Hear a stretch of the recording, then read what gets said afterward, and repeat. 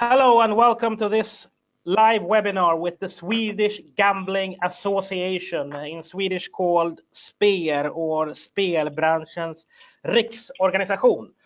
My name is Robert Ockbö. I'm the editorial director of the iGaming Forum in Stockholm, Sweden on the 17th and 18th of April. Of course, we are discussing the Swedish re-regulation, and I am very happy to have with me, I should say, today from the Swedish Gambling Association, Jenny Nilzon, who is the CEO, and Maria Wennerberg Sedig, who is a senior advisor at the Swedish Gambling Association. And they are going to give us their take on the re-regulation. Of course, SPER, or the Swedish Gambling Association, back in the day started off as an ethical council, but all this they will be able to take you through themselves. So I'm very happy to pass the word over to the CEO of the Swedish Gambling Association, SPER, Jenny Nilzon. Thank you, Robert, and hi everyone. Thanks for joining us. Yes, and as you have understood, we are going to talk about two main subjects in this webinar today. First, my colleague Maria will talk about the re-regulation and what our members think about this and what the next step is in the legal process. And then I am going to talk about what we call a repositioning of the gambling market and why this is necessary, where we more focus on negative trends in the reputation of our industry and why we need to take this for real. But before we start, we would like to give you just a short presentation of the Swedish Gambling Association that we represent. The Swedish Gambling Association is today a trade association, but just like Robert said, since last year, we became a trade association, but were actually started 15 years ago as an ethical council when some of the regulated operators in Sweden decided to agree on guidelines for marketing and gambling protection.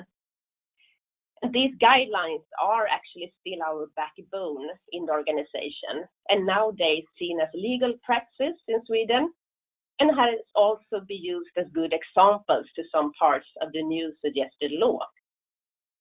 And besides focusing on self-regulation, that's all about, we do a lot of seminars, we do education, workshops, we give regulatory advice to all of our members, and are also the point of contact for authorities and politicians.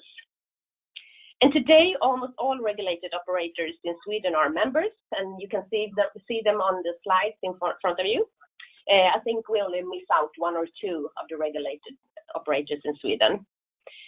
And since last year, companies can also become associated members, and this is meanwhile you're maybe waiting for a license, or if you are a supplier. And we hope to get many more members in the future, of course. So that was just shortly about us. Now I will hand over to Maria, who will talk about the re-regulation. Well, thank you, Jenny. And hello, everybody, from Maria. And my first slide is the question, why re-regulation? And as you all know by now, but I will remind you anyway, the current situation at the Swedish gambling market is characterized by the fact that online gambling companies not regulated in Sweden are taking an increasing part of the Swedish market at the expense of the companies that are regulated in Sweden. And the government control, which is a very important part of today's gambling regulation, is non-existing when it comes to the online companies that have no license in Sweden.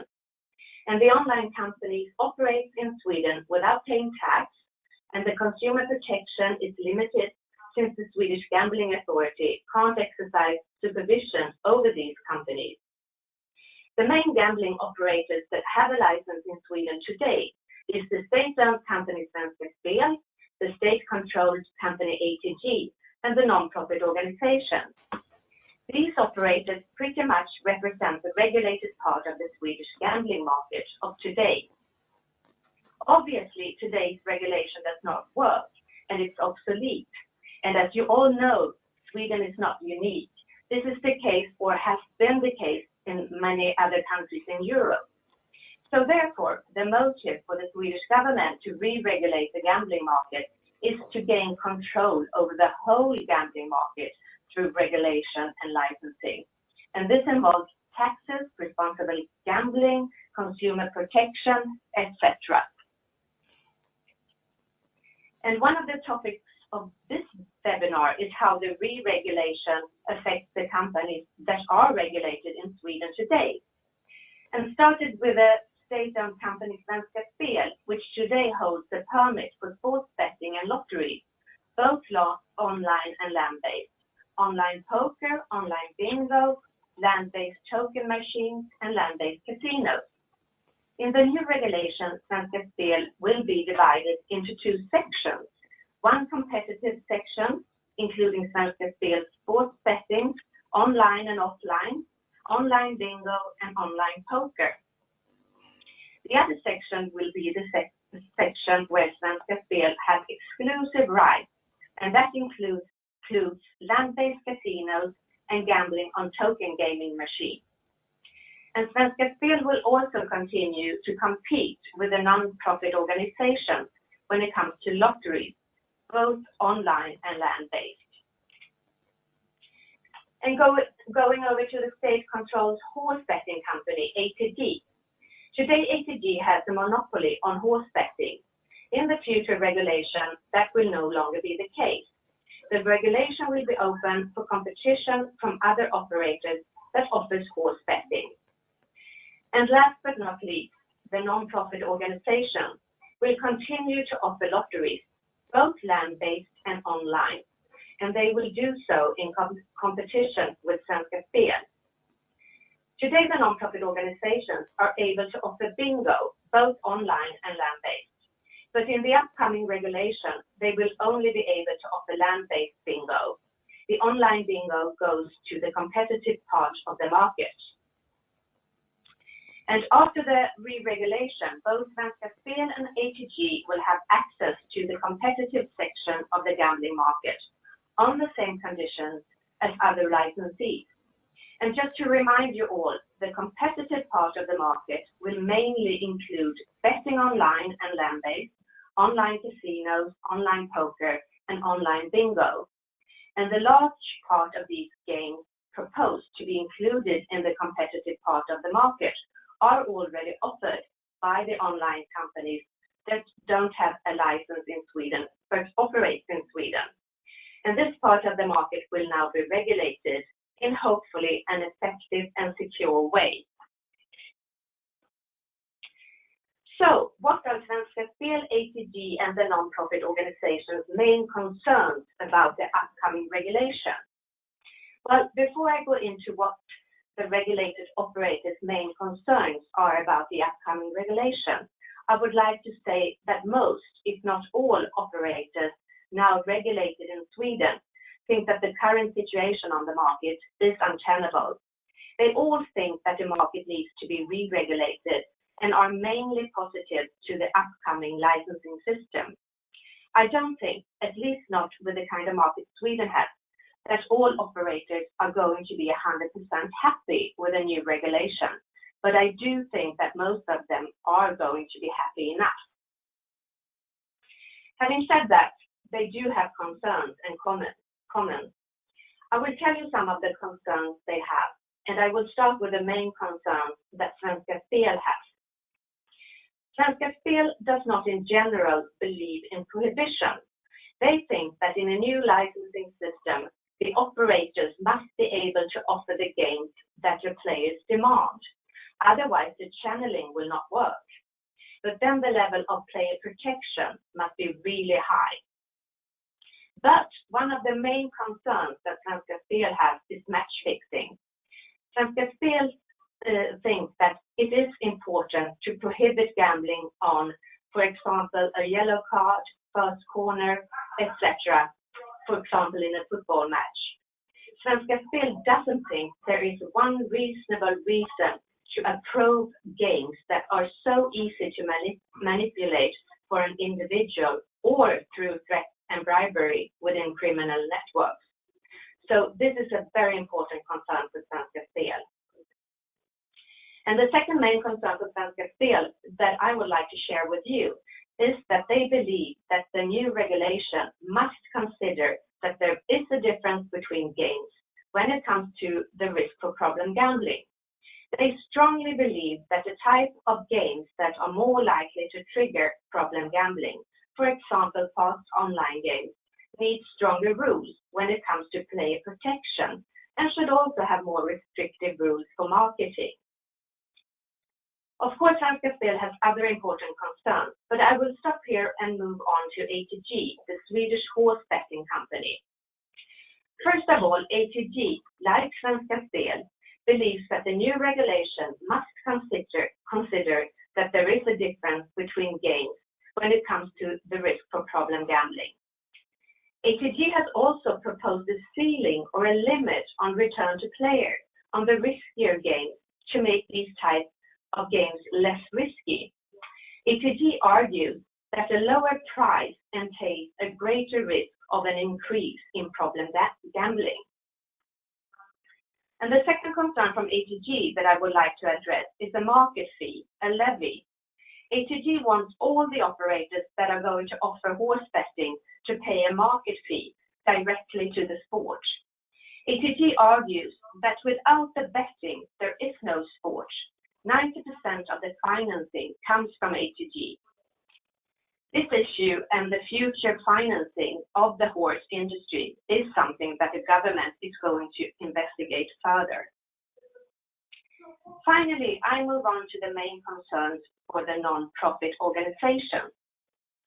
But first of all, I would like to mention that the non-profit organizations get approximately 20% of their income from lotteries. That is about 2 billion Swedish kronor each year. I will also like to mention that the non-profit organization sector consists of many different lottery organizers, but I'm here talking about them as one. To begin with, the non-profit organization has the same view on risk classification of games as Svenska Spel and ATG has.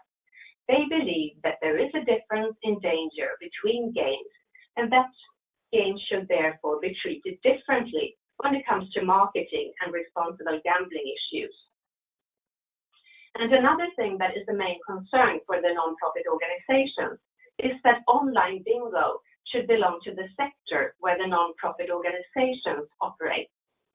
They can offer this product today, but in the upcoming regulation, this product belongs to the competitive section of the market. Their concern is that this will affect the income for the non-profit organization. And finally, these organizations are in the current regulation exempted from tax, and according to the draft law, that should remain so. This is, of course, a very important issue for the non-profit organizations. And going over to my last slide, what to expect next?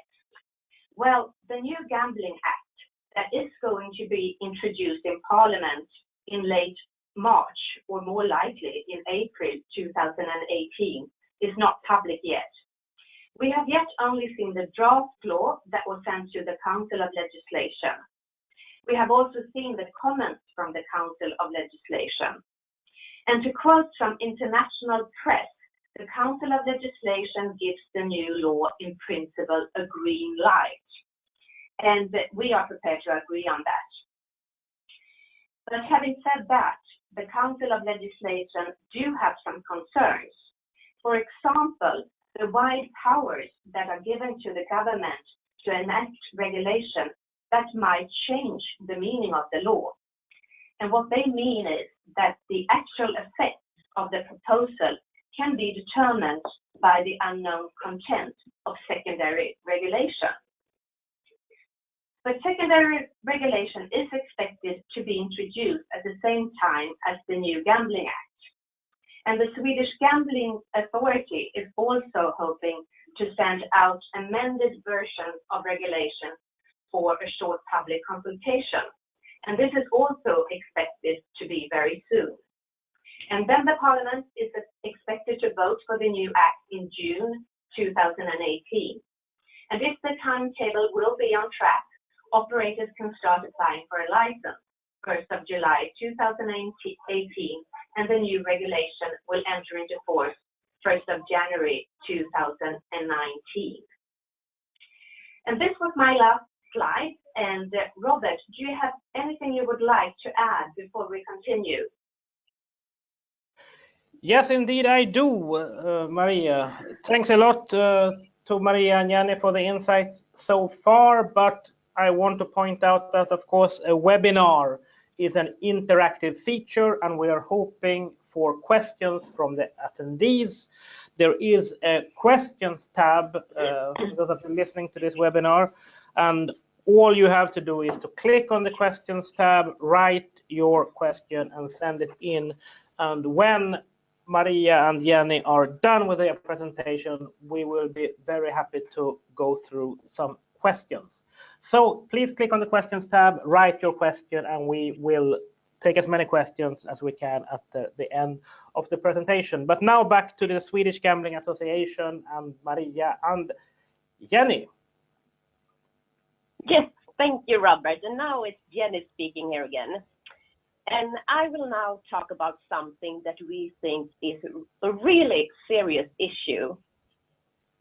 And we have, during the last 10 years or so, seen a strongly negative development of the attitudes and the attraction of the gambling industry in Sweden. And even though the total turnover increases for every year, as you can see, other key figures are actually decreasing. And I will give you a background and some examples here.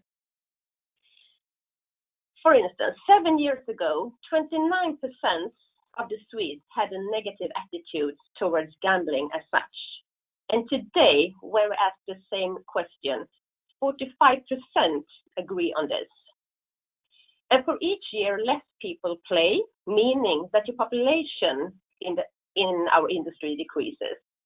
And in 5 years, this means that over 500,000 Swedes have actually left our industry and spend their money on something else.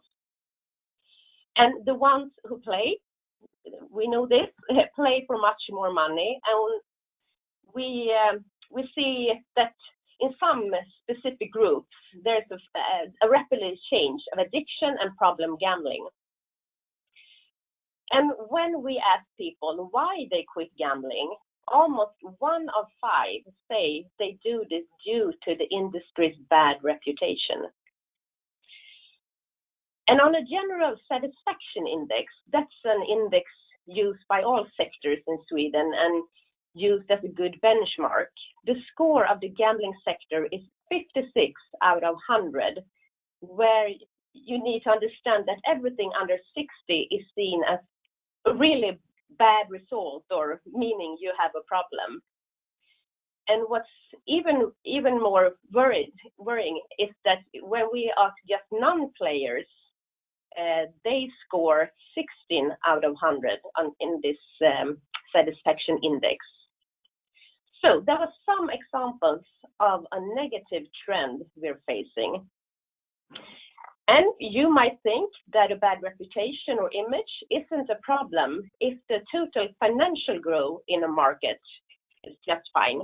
And you might say that, well, this is the same all over Europe, so why should we worry about Sweden?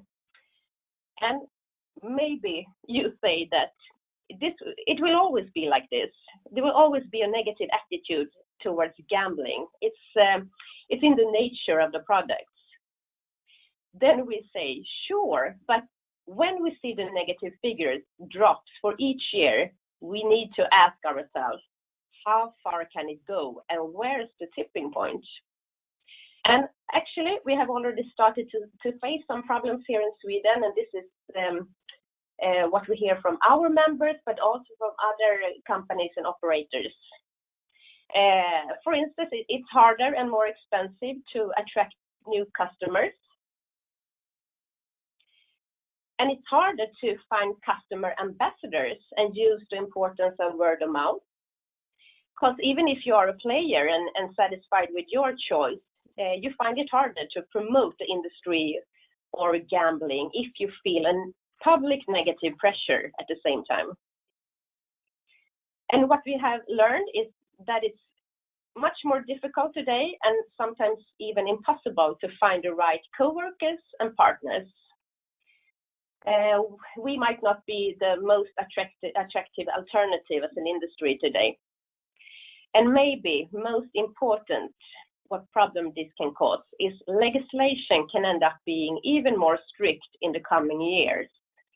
And this is what we really don't want to happen. We don't want to follow the strong restrictions we have on tobacco and alcohol in Sweden today.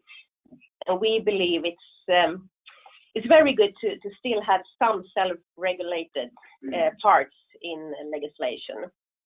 So if we as a community don't behave and react, politicians and authority will for sure. And if the trend continues, we will end up with even major problems. So if we in the industry don't do anything about this negative trend, who will? A re-regulation will help, of course, but not solve all parts of this. So we are focusing on this quite a lot. And what we do is, just like we do here today, we try to get sense of urgency and spread the word about this. And we also measure a lot and do analyze data to understand what the main reasons to the low reputation are, what we need to fix first, and what actions needs to be done. And for instance, we are working on a report this spring about sustainability, as this is one of the main problems to the reputations as we see. But what we also would like to focus more on is the positive part of gambling. This is something we often tend to forget, at least here in Sweden. We need to talk more about innovation, entertainment, development, etc. And as you can read in media, they always talk about our business as there's a big risk to be addicted and all the negative sides of it. So we need to write our more positive story. And we, the Swedish Gambling Association, we, as I said, spend a lot of time to understand this complex situation as it is and find solution and cooperation to be able to reposition the bad image we have today. Thank you. That was my last slide and words this far. So I will hand back to you now, Robert, and see if there is any questions. Thank you. Thank you very much, Jenny Nilsson, the CEO of the Swedish Gambling Association, called SPER here in Sweden. Actually, Jenny and Maria, we have got, I think, more questions than we have had for any webinar we have done recently. So I'll start straight away. Let's take the first one. Applying for a license, by what time will the product have to be certified? This is an operator asking. Yeah, we haven't, as you all know, and as we say all the time, that we haven't seen the last draft of the legislation, and we haven't seen the secondary legislation yet. But in the draft that we have seen and in the inquiry, you could actually certify a product, I think, until 1st of July 2019. That's the best answer I can give right now. All right, let's jump straight away to the next question then, and that is a rather simple one. Can anyone become a member of the Swedish Gambling Association, including suppliers? And if so, how can we apply? That was a really good question. I like that one. Yes, everyone is welcome as supported member or a full word membership. Then you need to have a a license here in Sweden. But everyone is welcome to contact us, and we will explain what it means to be a member and what we can do to help our members. So go to our website or get the contact details through Robert maybe afterwards.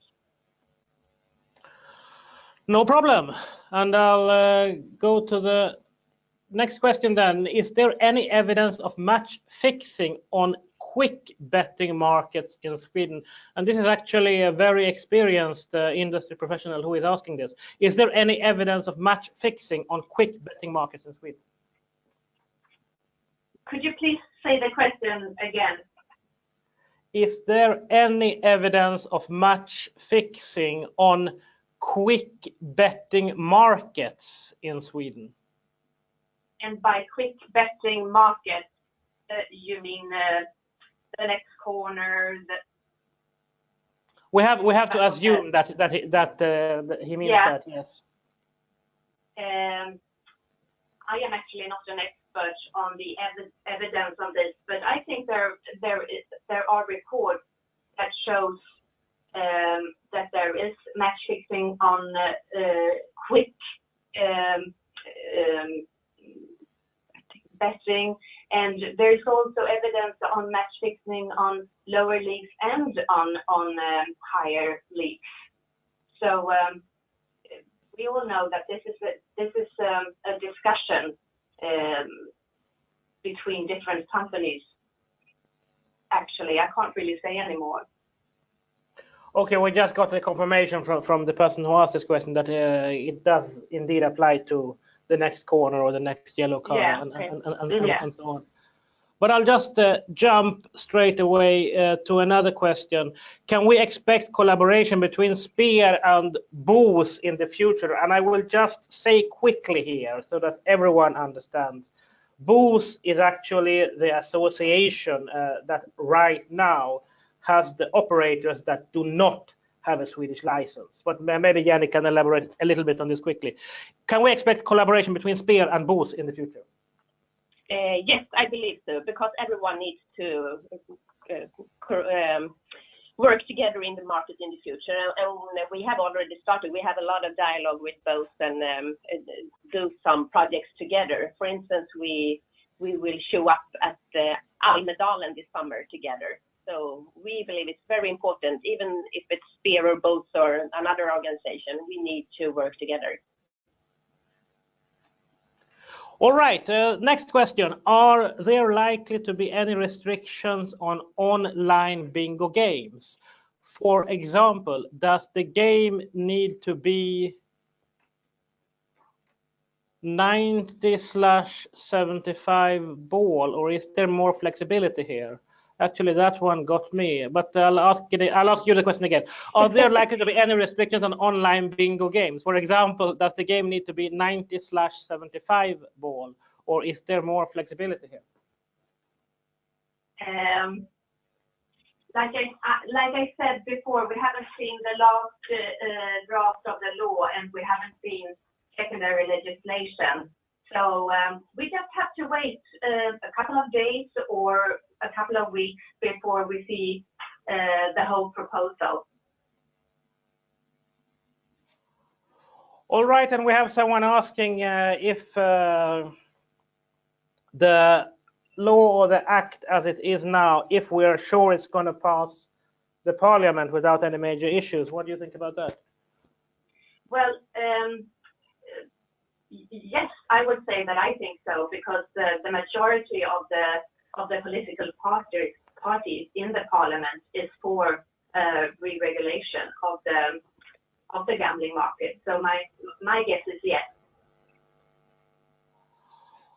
All right, and I can just add as the moderator of this webinar, because I have been trying to follow the political opinion closely, and my guess is that two parties in Sweden, the Sverigedemokraterna and Vänsterpartiet, will probably vote against this. However, the majority in parliament is so huge for the law and the act that it is now, as it is now, that I would be very, very surprised if it just doesn't sail through the parliament. But of course, as an independent person, then I can say this without having to be that formal. I'll take the next question.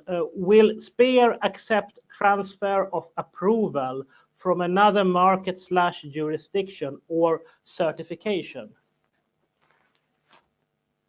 I didn't really get that question.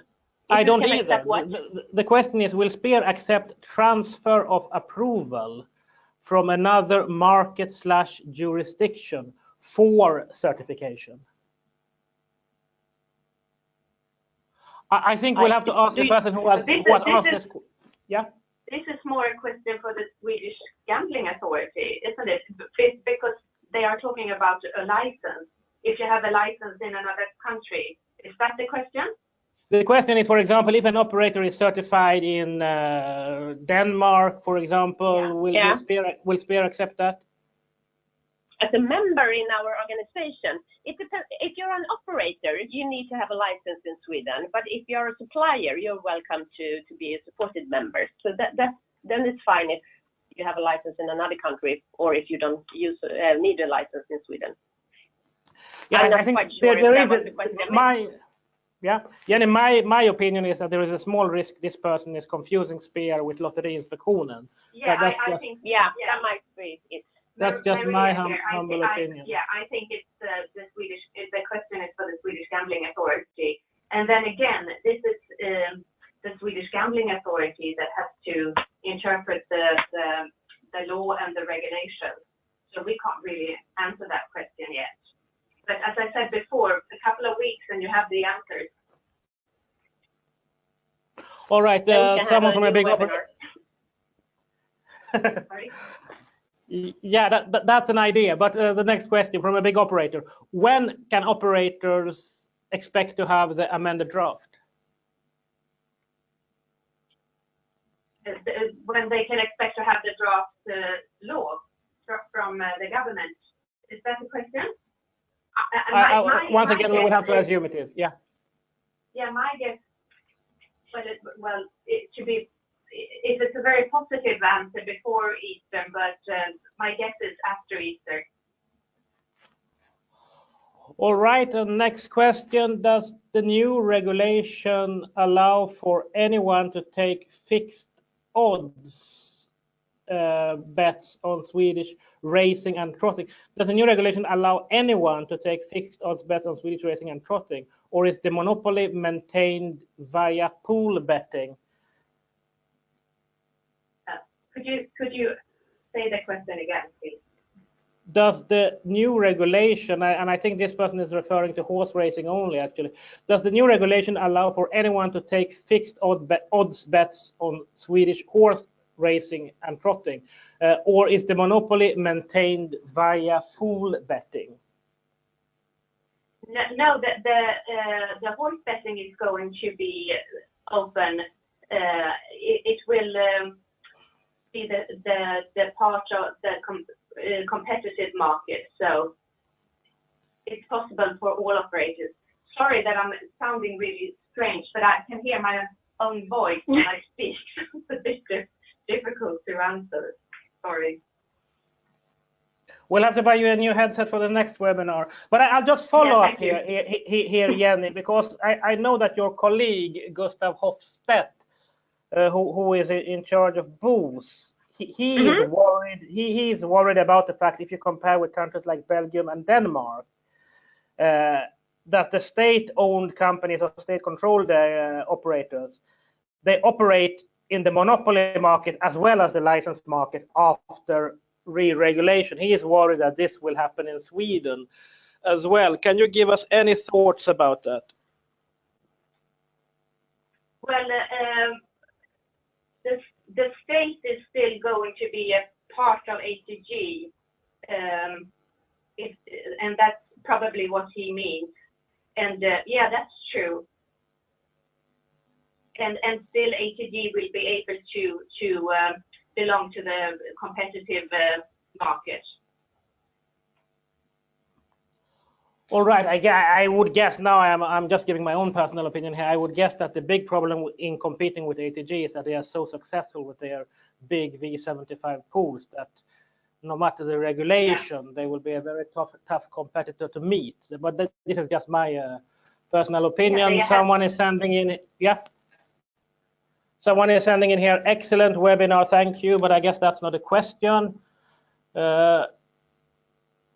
What I don't understand this question, but maybe you do. The question is, what will be the expectations of taxation? The expectations of taxation. Do you understand the question? Because I think it's taxation. Very iffy. What will be the expectations of taxation? Because we think it's going to be 18%. We haven't heard anything else. Yeah, and this 18% tax rate that is proposed, it's quite well known. Yeah. So I think it's 15 in the UK. I think it's 20 in Denmark, but in Sweden it's going to be 18 for sure once the re-regulation goes through. So I don't think that is an issue to be argued. It's just a fact. Then we have a question here. GDPR, will the legislation require some certification or level of compliance with GDPR? Of course, GDPR is the general, now my head is clogging. Yeah, it's a general data protection regulation. General data protection regulation that everyone is talking about that is going into effect on the 25th of May. But the question, will the new legislation require some certification or level of compliance with the GDPR? Well, my guess is that we are going to have the same rules as other EU countries. I mean, GDPR is you have to include that in every European country. So it would be the same in Sweden. And we can go on and on here. Thanks for answering the questions, Jenny and Maria. But we will take one last question, and anyone who wants to continue asking questions will have to come on the 17th or 18th of April to Bern's Salonger and meet the Swedish Gambling Association. But the last question, how likely is the rumor of operators not being able to offer bonuses? How likely is this to become a fact? The rumor of operators not being able to offer bonuses. But that is not really a rumor. It's in the draft law, and the ban of retention bonuses has been introduced, and you can only give a bonus for the player the first time he plays, and we haven't seen the final draft yet. So personally, I think that there is going to be some kind of restriction on bonuses compared to the one-man inquiry.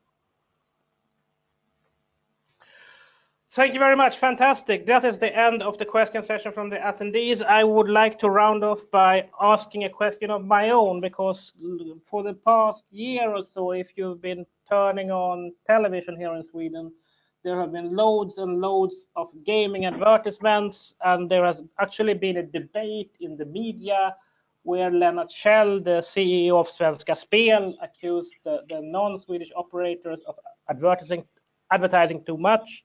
And Gustav Hofstedt, who is in charge of booze, replied by saying, well, that's rich coming from Svenska Spel because they are actually the biggest advertisers in Sweden. But these advertisement war or media war, with the re-regulation, would you see this increasing or decreasing? In a couple of years, it will of gaming adverts, which according to you, why in a couple of years? In a couple of years, it will decrease. I think it will, the more, as you call it, will continue during this year, maybe next year. But I think it will change in the coming years. Otherwise, we need to take actions, I believe, because this is killing our trust, the trust of our industry.